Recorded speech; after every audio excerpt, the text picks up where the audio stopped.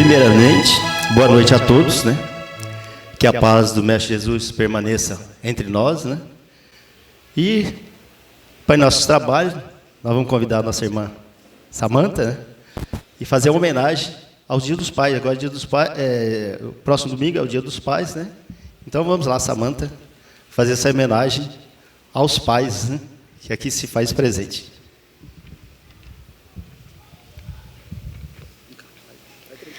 Meu pai, meu herói.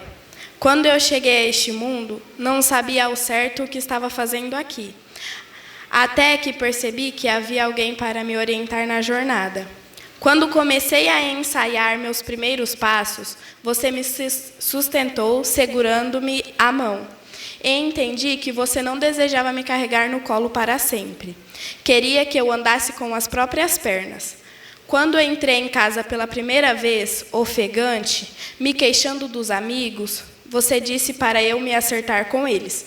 E compreendi que deveria assumir a responsabilidade pelos meus próprios atos. Quando trouxe para casa minha primeira lição e você se sentou ao meu lado, orientando-me, mas não fez a lição para mim. Entendi que você desejava que o aprendizado fosse uma conquista minha.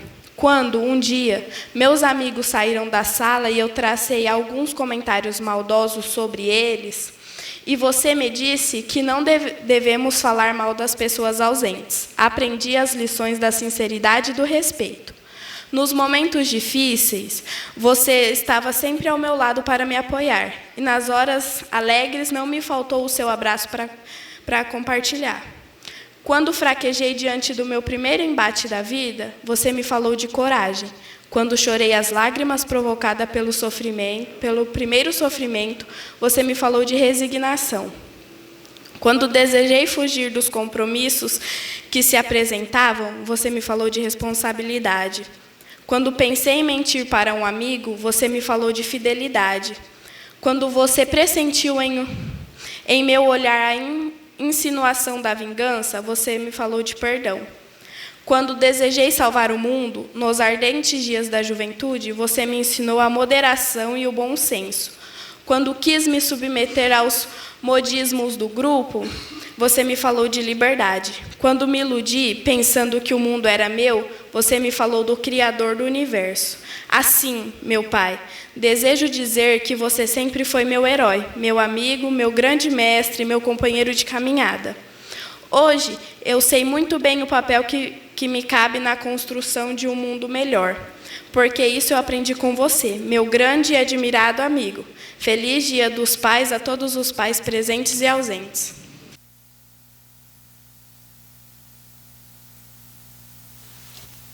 Prezados irmãos,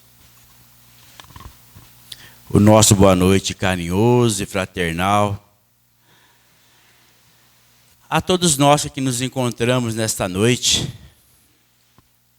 espíritos encarnados e desencarnados que nos encontramos, espíritos viajores da eternidade. Espíritos filhos de Deus, filhos do Criador do Universo. Espíritos destinados à perfeição,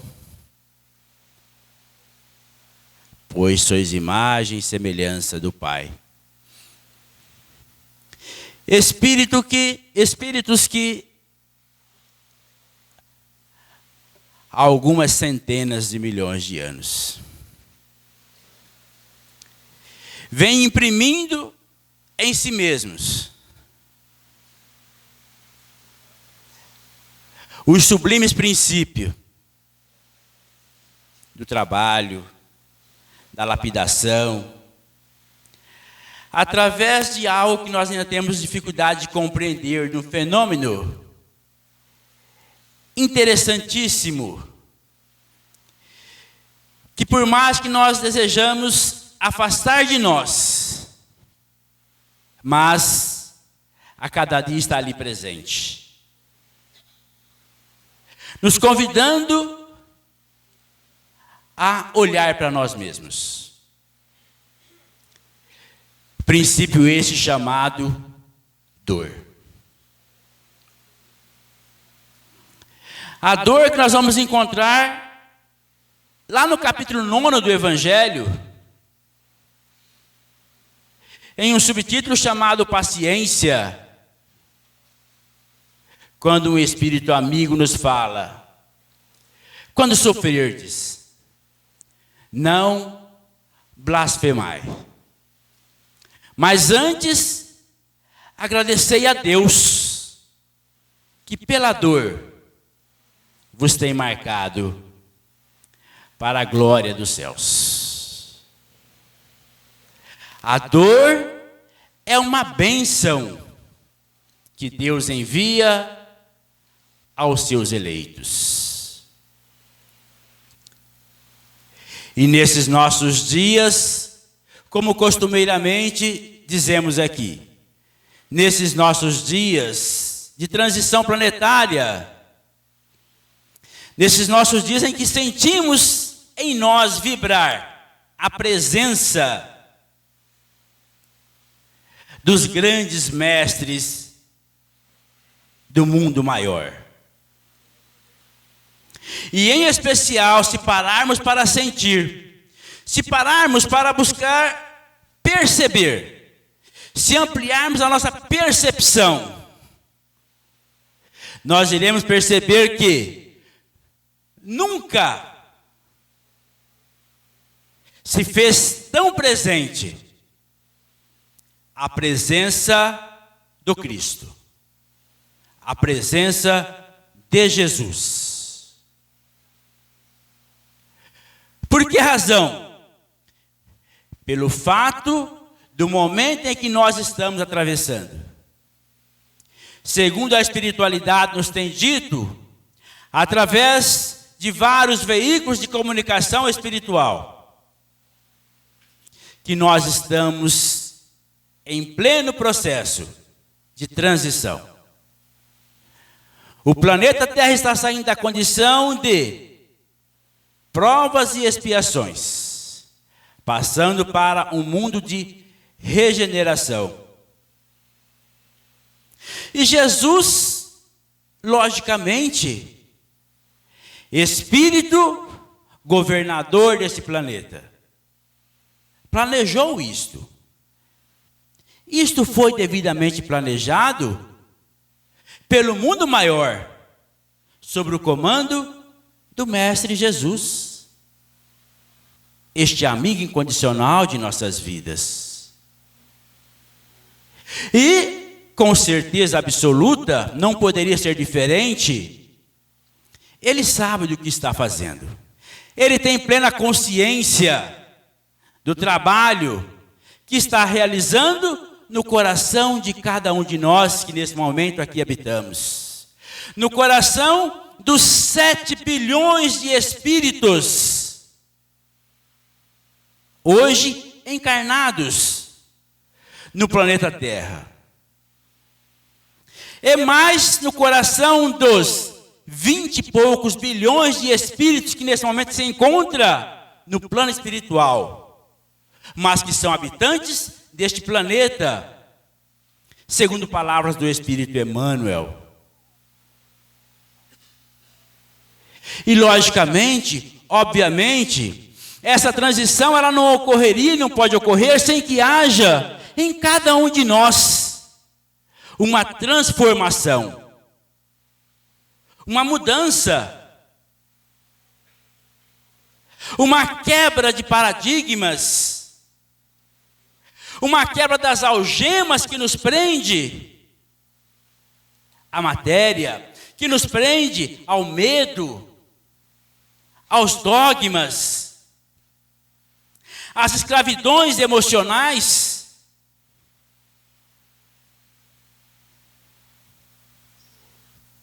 E ele diz que no momento certo, no momento oportuno, ele se faria presente. Ele estaria conosco. Ele não nos deixaria órfãos. Pois lá há 2000 anos, disse ele, neste momento eu volto ao Pai, porém no momento oportuno rogarei ao Pai, para que vos envie um Consolador prometido, aquele Espírito que estará convosco até a consumação dos séculos. E o momento é este, o momento oportuno, sem dúvida alguma, é este.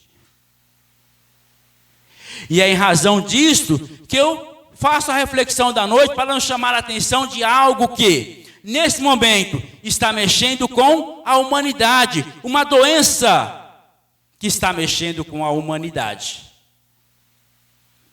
Uma doença chamada depressão. E a reflexão da noite é para que façamos uma ideia, uma observação espiritual sobre a depressão.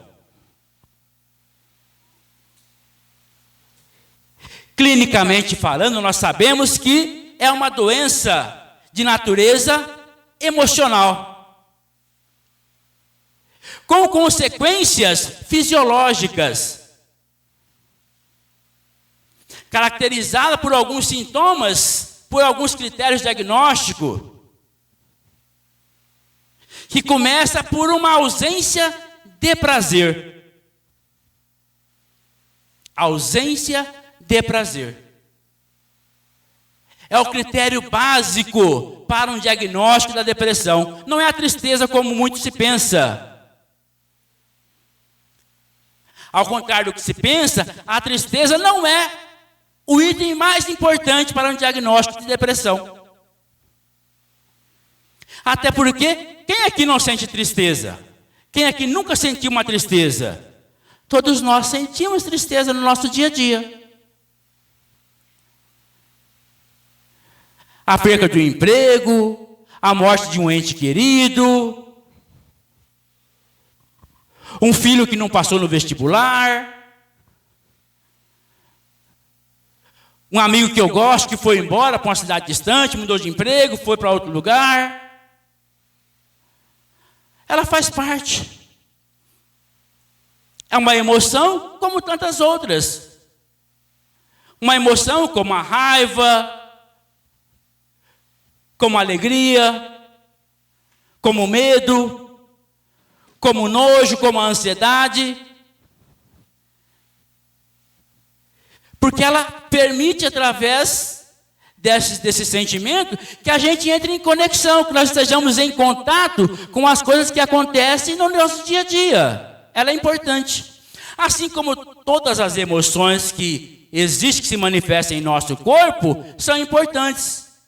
A natureza é muito sábia. Ela é inteligentíssima, porque ela é obra de Deus.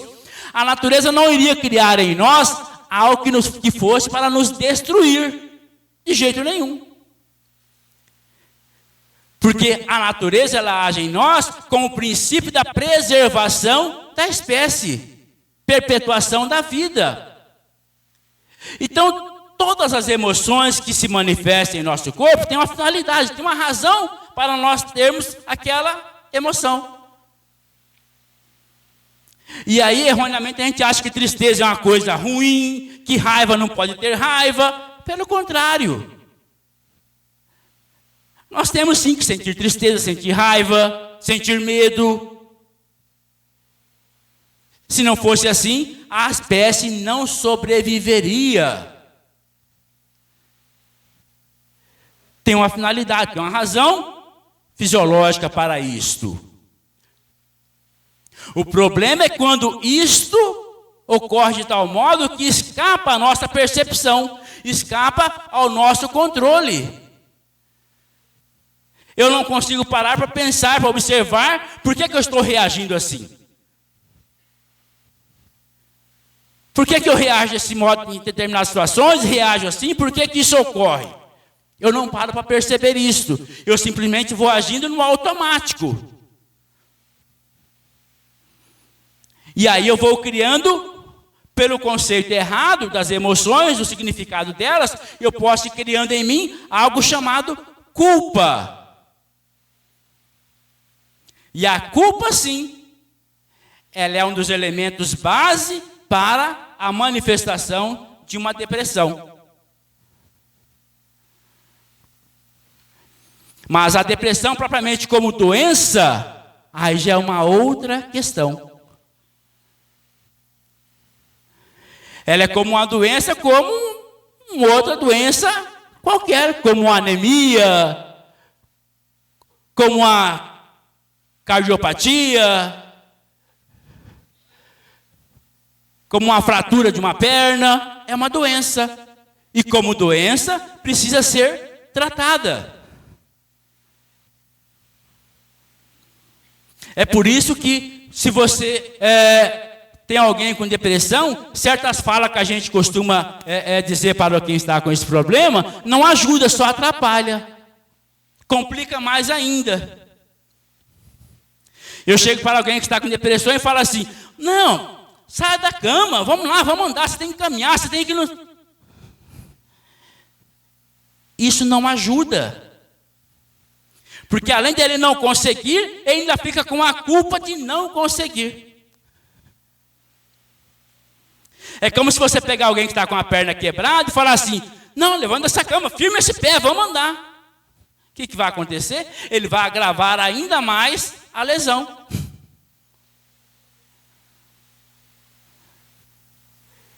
Eu não tenho que engessar aquela perna, esperar um tempo para o osso colar, cicatrizar. Depois que eu tiro o gesso, eu não tenho que passar por um processo de uma fisioterapia. E colocando aquele membro, colocando a ele, impondo a ele esforços gradativos, até aquela musculatura se recompor. Não é assim? Com a depressão também é assim, tem que ser assim.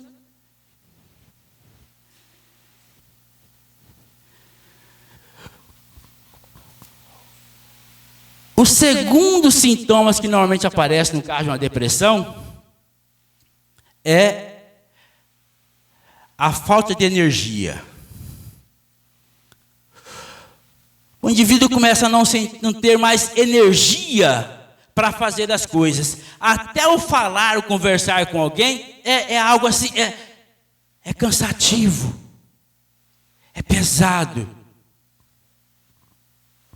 Por isso que ele não quer conversar.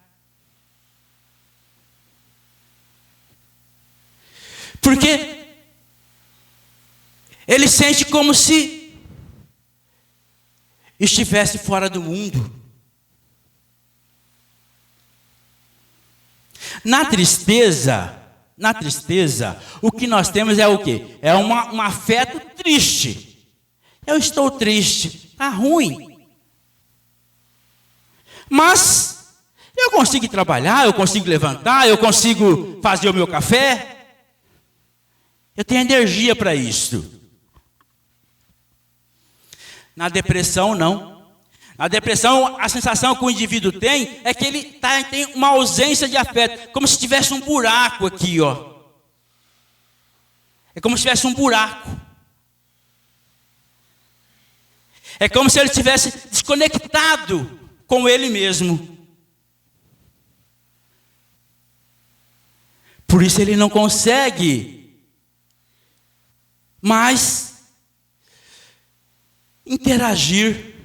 Falta força, falta energia para ele interagir.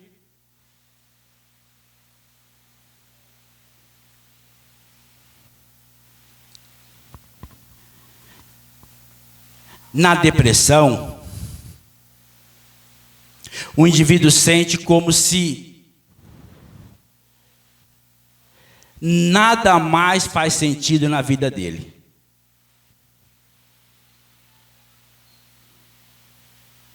O que eu estou fazendo aqui? Qual a razão da minha existência? Qual o prazer de ter um trabalho? Qual o prazer de ter uma casa? Qual o prazer de ter filhos? O indivíduo não sente graça em nada. E aquilo vai tomando conta de tal modo que ele começa a sentir dores pelo corpo. É comum, quando você começa a fazer um diagnóstico de alguém que está com depressão, ele começar a dizer assim, olha, eu fui no cardiologista, eu fui no pneumologista, eu fui no dermatologista, eu fui no gástrico. Ele começa a sentir sintomas pelo corpo todo e ele começa a buscar especialidades médicas. E aí vem um grande problema. Porque ele vai nessa especialidade e começa a fazer exames e não aparece nada, está tudo certo com você.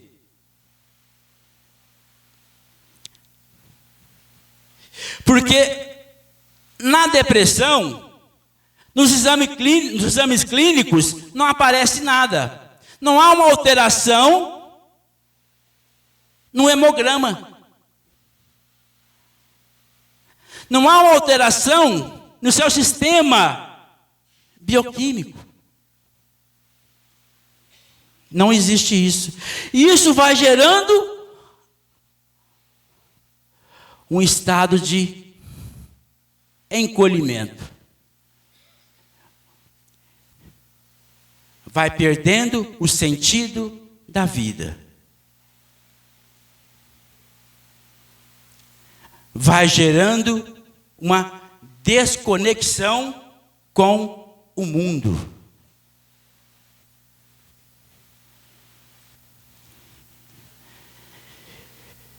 E aqui entra uma questão, então, que eu vou chamar a atenção para o início da nossa fala. A questão espiritual por trás da depressão. Mas antes vou fazer uma leitura de uma questão da terceira parte do Livro dos Espíritos, das leis morais. Lei da destruição. Questão 728 do Livro dos Espíritos. Kardec pergunta assim: a destruição é uma lei natural? A destruição é uma lei natural? Olhem a resposta dos Espíritos.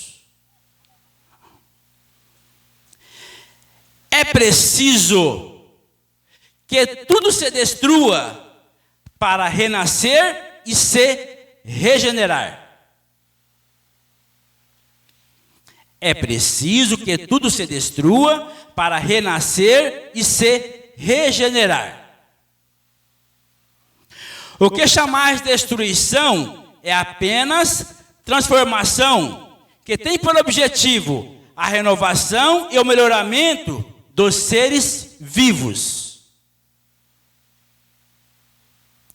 O que chamais de destruição é apenas um processo de regeneração dos seres vivos.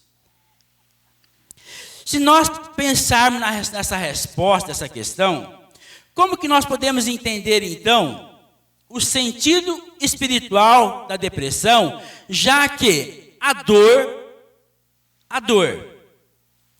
ela é um princípio de evolução do espírito. Ela é necessária para a nossa evolução. Ou seja, toda dor, ela tem em nós uma finalidade, um propósito.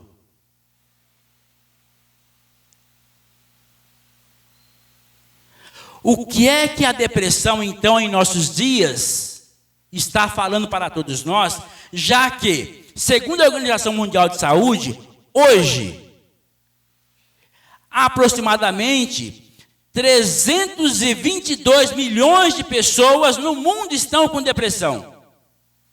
Isto diagnosticadas. Se nós pensarmos no número de pessoas não diagnosticadas, podemos triplicar este número. E se nós formos pensarmos ainda em espíritos na erraticidade com depressão, esse número não dá para pensar. Por que é que isso está acontecendo hoje no planeta Terra? E aqui na América Latina, o Brasil é o primeiro país em diagnóstico de depressão. Na América Latina, o Brasil é o país que mais tem pessoas acometidas com esta doença. Se pensar na lei de destruição, será que essa doença, a nível espiritual, ela não tem a finalidade de nos tirar da zona de conforto? Será que o propósito não é fazer com que a gente passe a nos perceber melhor, nos conhecer um pouquinho mais, olhar para nós?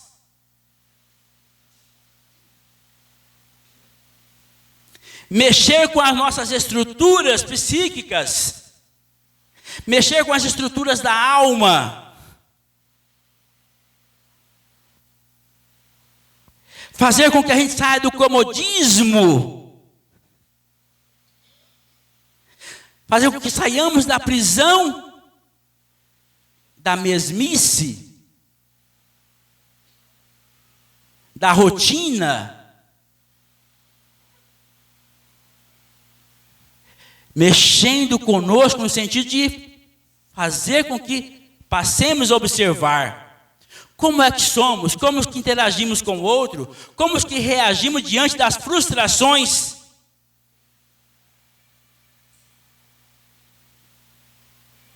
E a nível espiritual, principalmente,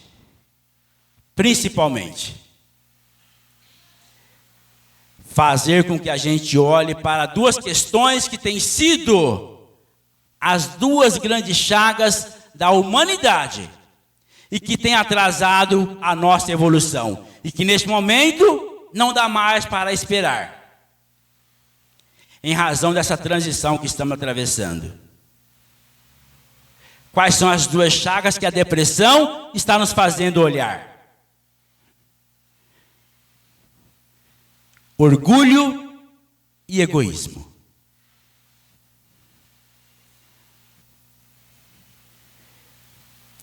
A personalidade dessa doença chamada depressão é orgulho.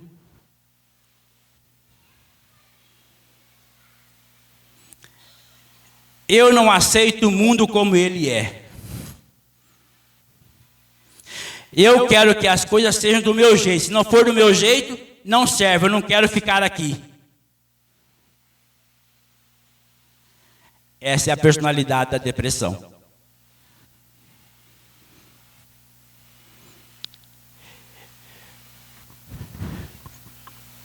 Espírita tem depressão? Tem. Mas nós conhecemos uma doutrina que é consoladora, que nos explica tudo, que nos fala da importância da humildade, do amor ao próximo, da caridade. Nós estamos em contato com os espíritos superiores. A gente participa de reunião mediúnica, dá passe, vem na palestra, estuda. Como assim? Certa vez perguntaram para Emmanuel por que é que ele permitia que o Chico sofresse tantos processos de obsessão. E por que é que o Chico passava por tantas dores no corpo físico? O Emmanuel respondeu assim: é para que o Chico entenda uma coisa, ele não é diferente de ninguém. Ele é igual a todo mundo. Nós espíritas não somos diferentes de nem outros irmãos de outras denominações religiosas. O fato de termos o contato com esse Consolador, o fato de termos contato com a espiritualidade, de trabalharmos no passe, na reunião mediúnica e tudo mais, não nos isenta de olharmos para nós. de trabalharmos em nós essas mazelas da alma que estamos trazendo há algumas centenas de anos. A trabalharmos em nós esse sentimento de inércia, este orgulho, esta resistência ao amor ao próximo que estamos carregando por algumas encarnações. Porque há pessoas que carregam uma depressão de uma encarnação para outra. A gente tem visto aí crianças de 4 anos, de 5 anos com depressão.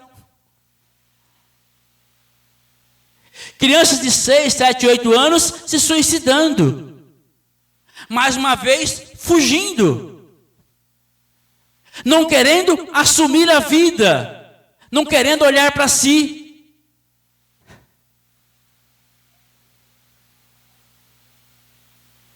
Buscando a porta do caminho mais fácil, como temos feito há muitos anos, que é a porta da fuga, e o suicídio é uma fuga. É um caminho mais fácil.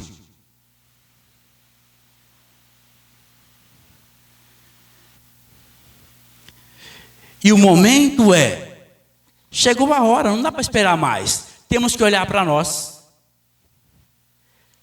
Temos que rever a nossa escala de valores. Temos que rever a nossa relação com o outro, com os nossos semelhantes. Temos que rever a nossa relação com Deus. E principalmente, temos que rever a nossa relação conosco mesmo. Conosco mesmos. Entender que tudo aquilo que nos tem acontecido até aqui, não vamos nem pensar na existência passada, vamos pensar no hoje, no aqui e agora. O que te aconteceu nesta presente encarnação, até esse exato momento, foi exatamente tudo o que teria que acontecer e não dá para mudar.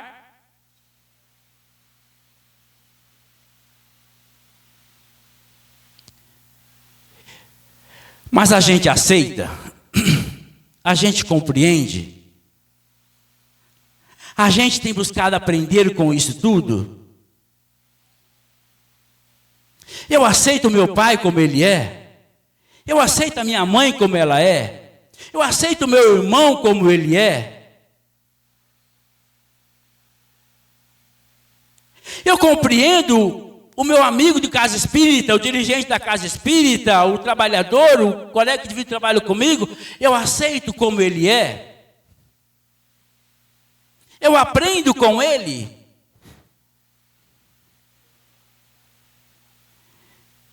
E a resistência em compreender tudo isso, a resistência em entender que nós não podemos querer fazer o papel de Deus. Porque o depressivo é alguém que quer ser Deus. Como ele não consegue ser Deus, ele perde o prazer das coisas, ele perde a energia,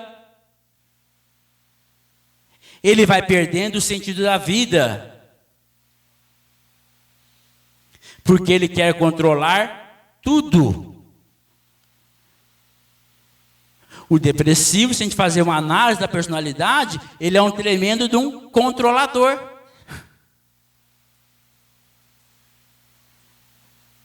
E quando eu tento inverter os papéis, eu quero sair da condição de filho para ser o pai, eu gero um caos. O universo não aceita isso. Há uma lei natural das coisas, uma lei de hierarquia, um princípio natural. Pai é pai, filho é filho. Deus é Deus, nós somos filhos.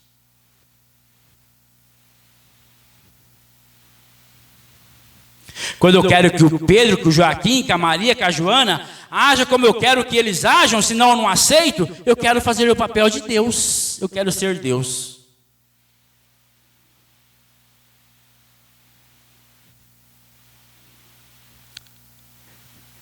Eu não aceito que o meu corpo é assim, Eu não aceito porque o meu emprego é assim, eu queria aquele emprego, eu não aceito porque eu não aceito, eu não aceito, eu não aceito.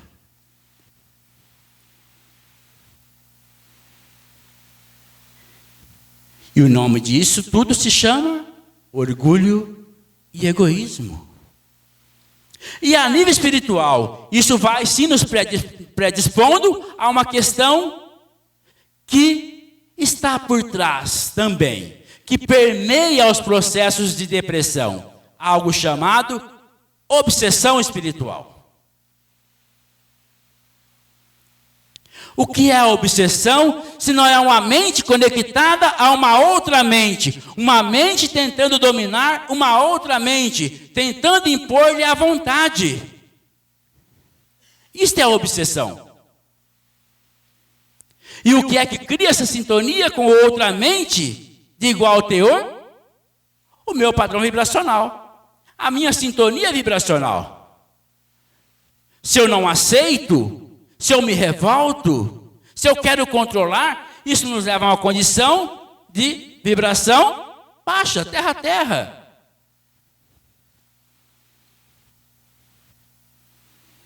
Por isso, por trás dos processos de depressão, nós vamos encontrar essa questão espiritual, essa doença espiritual chamada obsessão, potencializando essa doença da alma chamada depressão. Porque a depressão, embora ela se manifesta no corpo físico, mas ela é uma doença da alma.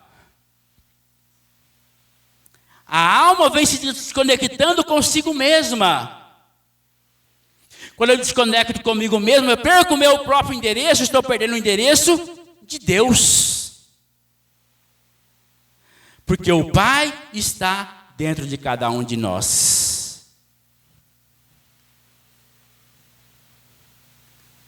Por isto, a doutrina espírita da mesma forma, esse Consolador prometido é sim um remédio fantástico. Porque a doutrina espírita, muito embora ela não proíba absolutamente nada, mas quando a gente se envolve nos conhecimentos, nos estudos da doutrina, a gente vai percebendo que ela vai nos chamando a atenção, ela vai nos convocando a olhar para nós. Ela nos vai percebendo o dizer do apóstolo Paulo: tudo me é permitido, porém nem tudo me convém. Ela não te proíbe nada, mas ela chama a atenção, ela nos faz olhar para nós.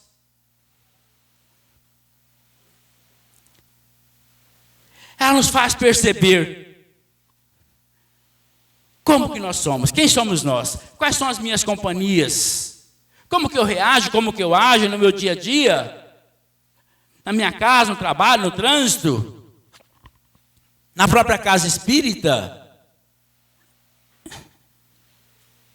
E isso é um recurso trazido por Jesus, pelo Divino Mestre.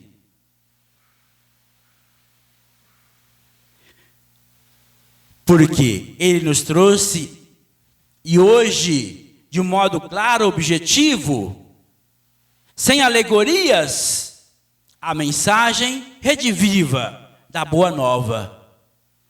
A mensagem do Evangelho, que nos chama a atenção da importância da necessidade de exercitarmos o elemento principal que nos conecta a Deus, consequentemente nos conecta à nossa própria essência, algo chamado humildade. Humildade é um princípio de cura, é um princípio de equilíbrio espiritual e fisiológico.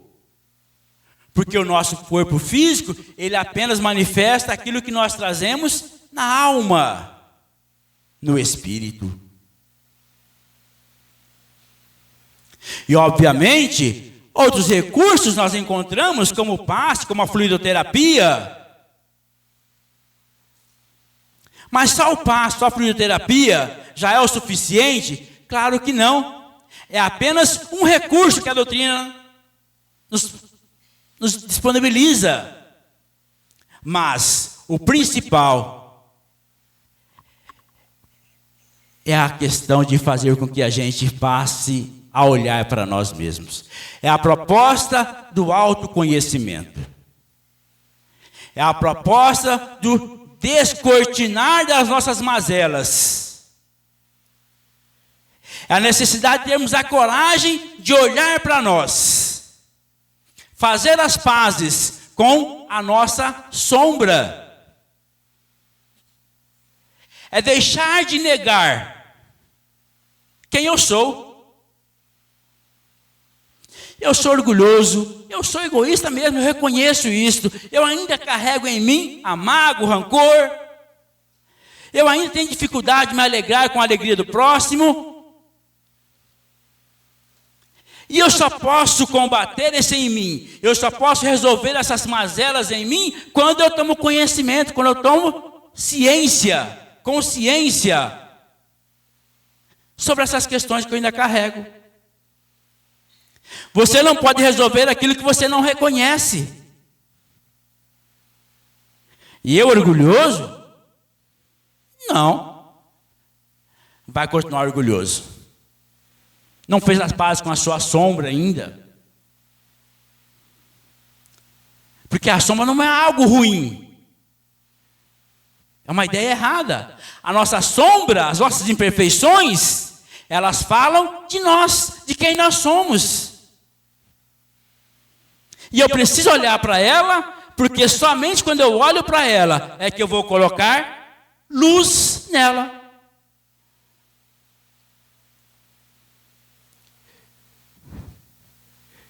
Quando eu entro no porão da minha casa, eu só consigo perceber o que existe lá, o entulho, a teia de aranha e tudo mais, se eu acender uma luz lá. E o depressivo é aquele que não quer acender a luz no porão da própria alma. Ele está querendo fugir. É mais fácil.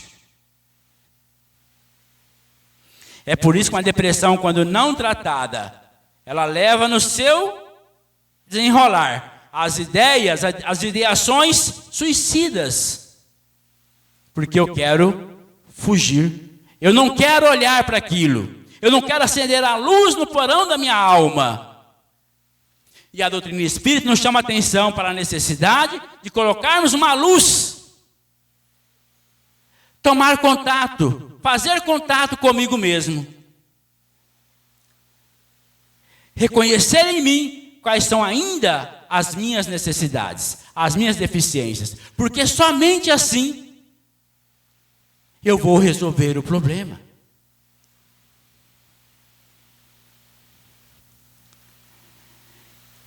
E nós identificamos essas personalidades, identificamos esses comportamentos, onde?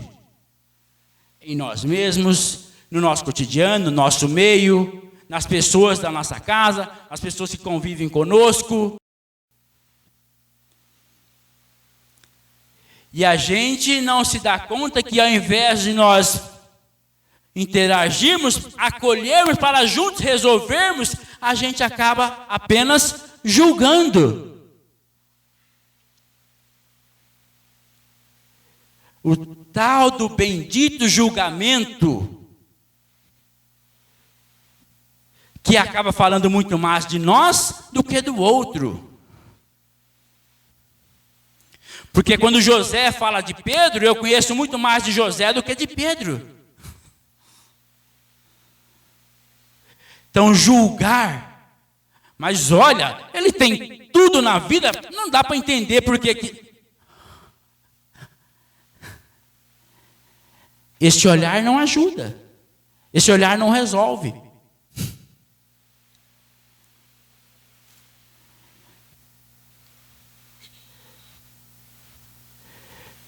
Quando a proposta do Cristo é para que caminhemos juntos, é para que olhemos um no olho do outro.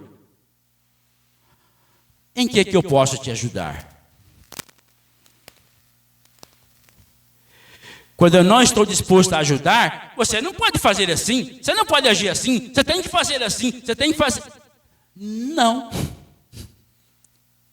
Quando eu quero ajudar, quando eu compreendi o princípio da minha comunhão com Deus, eu olho para o outro e digo a ele: em que eu posso te ajudar? O que está acontecendo com você?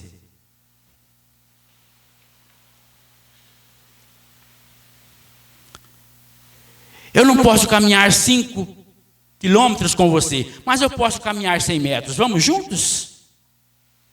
Vamos fazer uma fisioterapia na alma? Passo a passo? Aí a gente ajuda. Aí fica mais fácil. Buscando vivenciar aquilo que Jesus nos ensinou. Vinde a mim, todos vós que estáis cansados e oprimidos, que eu vos aliviarei. Porque suave é o meu jugo e leve é o meu fardo. Porque o meu jugo é o jugo do amor. Esse amor que acolhe, esse amor que compreende, esse amor que tolera. E o meu fardo é o fardo do exercício da tolerância, da compreensão, da humildade. Princípios indispensáveis para a cura das doenças da alma, como a depressão.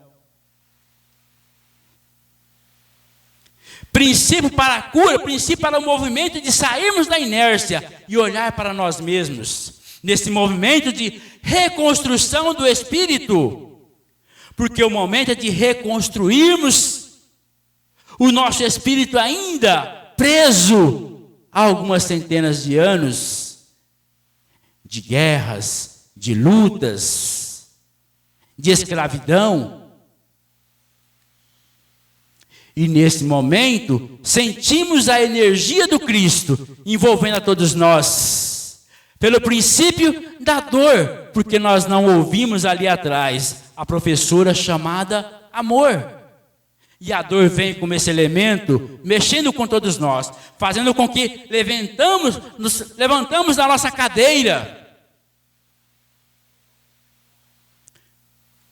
nos obrigando a tirar o bumbum do sofá, para nos mexermos,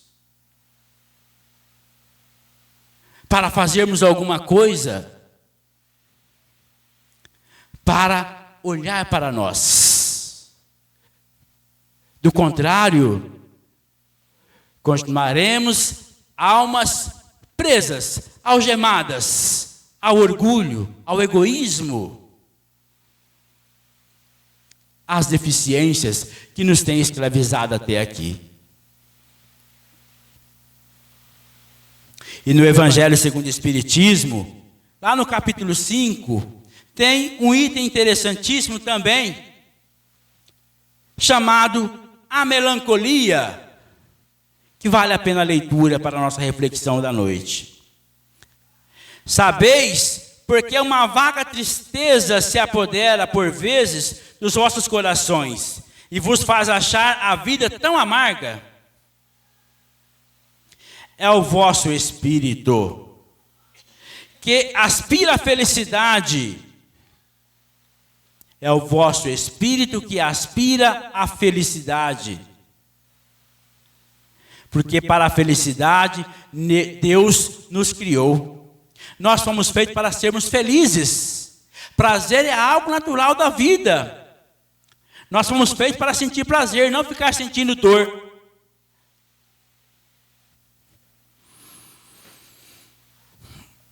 E a liberdade que, presa ao corpo, que lhe serve de prisão, extenua-se em vãos esforços para dele sair.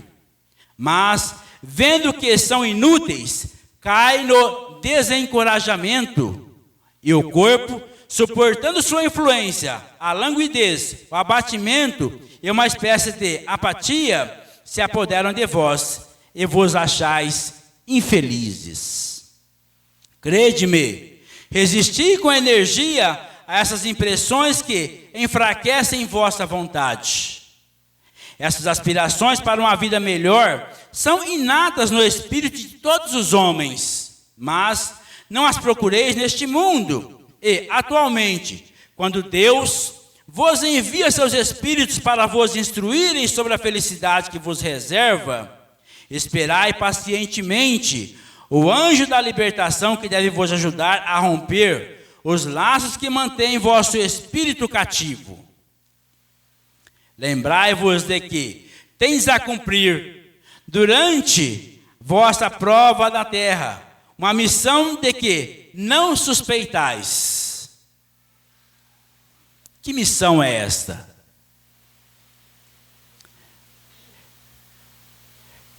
É a missão da nossa própria libertação do jugo, do orgulho e do egoísmo, que nos conduz à nossa essência divina, que nos conduz a Deus.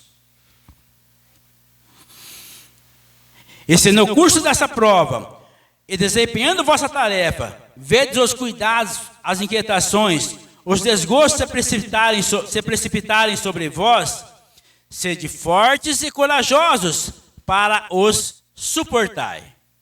Afrontai-os francamente.